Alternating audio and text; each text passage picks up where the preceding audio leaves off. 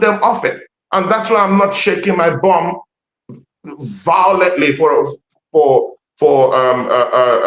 Mr. Dolman just yet, because this manager can just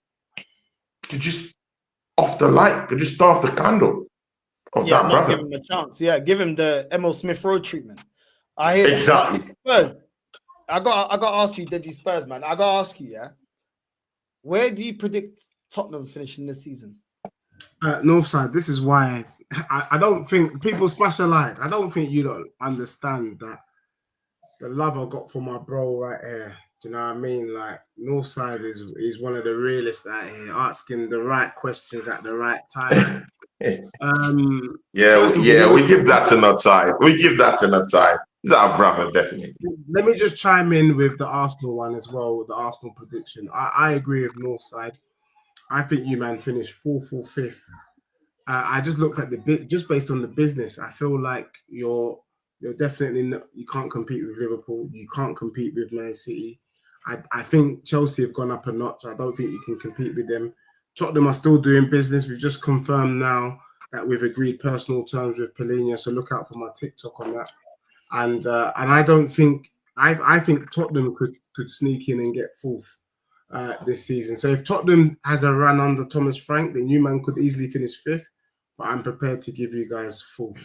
As for Spurs, I think Tottenham under Thomas Frank, we can get 4th or 5th.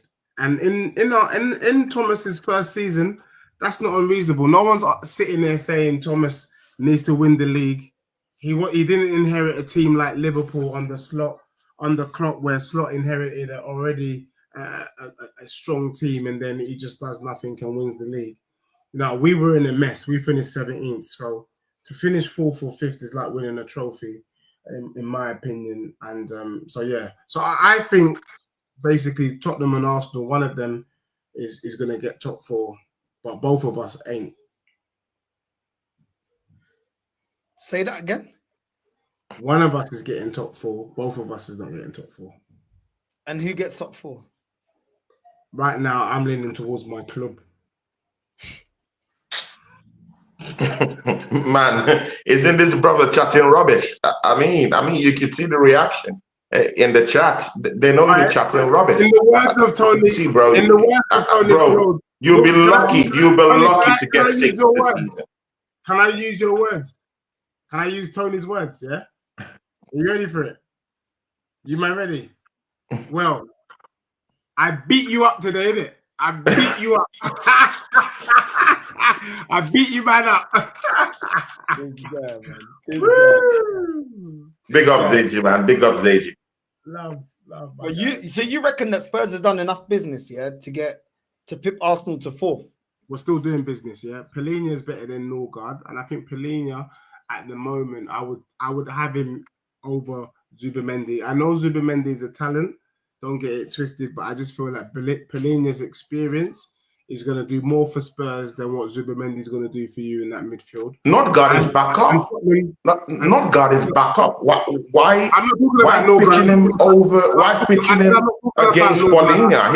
He's back up in that. I'm talking about Zubimendi. I'm talking about Zubimendi. I'm not talking about Norgard. But also, but you mentioned Norgard. I'm sorry. You said Norgard. That's what you said. Talk about him. I mean, you have to be careful. I mean, bro, you have to be careful, bro. It's high-stakes words. You have to be careful in this space because we hold on to certain words man chat about. So I mean, you just have to be careful. Don't slip up, Deji. Don't slip up. You've been doing quite good, Deji. You've been doing quite good all across. Deji, you've been doing quite well. Don't slip up right now. Please don't slip up. Don't slip up. I'm about to leave and I'm about to slip up because you know Northside. That's why Northside invited me, because he knew it was. I've been leading up to this point. Now, Tottenham have got 60 million that we were gonna spend on Morgan's Gibbs White. I still think that Tottenham could spend that on Eze, not because Eze wants to come to Spurs per se, but it looks like Arsenal won't do the necessary to get that deal done. So I can still see Eze potentially coming Spurs. But I think the big one that nobody's talking about the fact that Tottenham is legitimately looking at Rodrigo and we're looking to make a marquee signing. And if Tottenham was to get Rodrigo on the left with Kudus on the right and Eze in the 10, it's gone. It's gone. It's gone. It's gone. It's gone. It's gone. It's gone. So that's what I'm looking at. And Palhinha and Papsar is looking low for a lot of people. So that's the potential business that Spurs could do. They do it. Yeah, top 4 is definitely in the bag.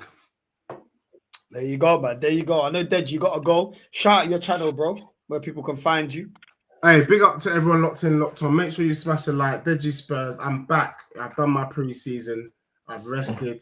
Now I'm going to be cooking this summer. Make sure to catch me on Prem Talk here on Northside's channel. Make sure to just catch me on any given Sunday with Northside. You'll be on my channel 6 p.m. on Sunday. And Tony Cloud. But look, when I cook Northside, it's done with love. But it needs to get cooked as well because your team is fraudulent. Both you brothers. I'll be on Tony Cloud's channel on Sunday where I'll be speaking and he'll be listening. Like the little bro he is. Thanks very much. And I'm out of here. Big up, Deji, man. Big up every time, man. Big up, man, G. Big up, Deji, man. Link is in the title for both channels. But yeah, man, Tony, I can't lie, bro.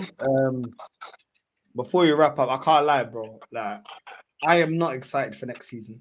I am not happy. I still feel like I don't know what the funds are looking like. So, some reports are saying that we don't have much money. I don't know. For me, I'd rather. Oh my God! Do you believe that we don't have much money? Do you believe Northside? Do you believe this? I believe that this club does the cheapskate thing every season. They do the cheapskate thing. They do the bare minimum. How much can we get doing the bare minimum and still keeping Champions League positions, Champions League revenue, Champions League money? You know, this is the only thing that they respect. The only way that Arteta is getting sacked is if he doesn't get Champions League. It's the only time they made Unai Emery leave. The only time where they made Wenger leave is when they don't get that Champions League money, bro. So, listen, I don't see anything changing. And I think this has to be the season where the manager has to go. Even the, it doesn't matter the people that support this manager. They get to a point where even Wenger, a club legend, had to go. You can't keep supporting someone that is not getting over the line. And Wenger already had multiple Premier Leagues under his belt, multiple flipping FA Cups under his belt. And yet he didn't deliver. Eventually he had to go. This manager he's done nothing for us. He's done nothing. He has to go. I mean, now that Deji Spurs has left the stream, those of you who watch me on my channel, you guys know I'm on that path that, I don't allow rival fans just demean us. But whenever I'm with an Arsenal fan, I could be my, I could actually be myself and more, and more sensitive to what's going on. And that's the truth, Northside. This manager has made us weaker. Even if we added one of the most little strikers in Europe to our crop of players, we look weaker. Even if we spent 185 million pounds being poured into this team, yet we look poorer. We're playing the ball sideways. Martin Odegaard, who is the captain of my football club, is still playing the ball sideways, backwards. With that swab of bro, is it nectar? I think he's using nectar these days, and I'm pouring on his hair. No more snot of God, yeah. He pours nectar all over his fist. It's nectar, yeah, and swab it all over his hair, and this fan base go crazy about it. People sideways passing, and you know what? Yeah, look no further. Look at what Dortmund did in that game against AC Milan. In that game today, he seemed to be the total opposite of what Martin Odegaard virtually stands for. It's the exact opposite. One player is looking on taking players on. One player is looking on going further forward.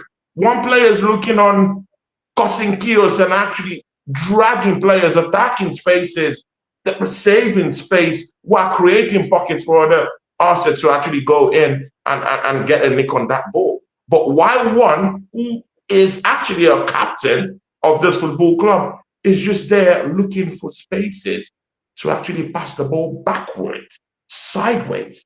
I mean, we're cooked with this manager. The way he's allowing our players play is just so, it's horrible. David Raya, why haven't we launched an investigation into his positioning? I mean, bro, that should be the next thing on Crime Watch. Bro, that's criminal. The way David Raya just moves out of his box so, bro, so confidently, yeah? Without, bro, he's not even thinking at all why he's doing this. Bro, no control, no discipline whatsoever. It just leaves the net completely empty. What manager would give the license? What manager would actually sign off on that in our football club? Bro, this is not, bro, it's not sustainable. The manager needs to go because he's the one perpetuating, all these crimes. I mean, against Spurs that conceded 65 goals. Arsenal can't even score 1 goal today. Bro, man, we're cooked. And if this manager wants to test our patience, let him just start with Kai Havertz in that game against Manchester United. If he wants to test our patience, let him start with Kai Havertz in our game against Manchester United. This is what I'm saying. This is the backup. You know when people say, yes, but he's a backup. Okay, look at the backups today. Because what we saw today, that's what we're going to see in the FA Cup, Carabao Cup. When people say, oh, but he's a backup player. No, you got Norgard, Havertz, Martinelli, Kivio. These are backups, bro. This is what you get, yeah, when you want to keep comfortable backup players. This is the bullshit you get. This is the level of performances you get. Them hitting the post multiple times. Our defense getting cooked. They could have scored more. Even Ben White, I don't know what's going on with Ben White, yeah, because he was one of our most consistent players for the last couple of years, alongside Saliba and Gabriel.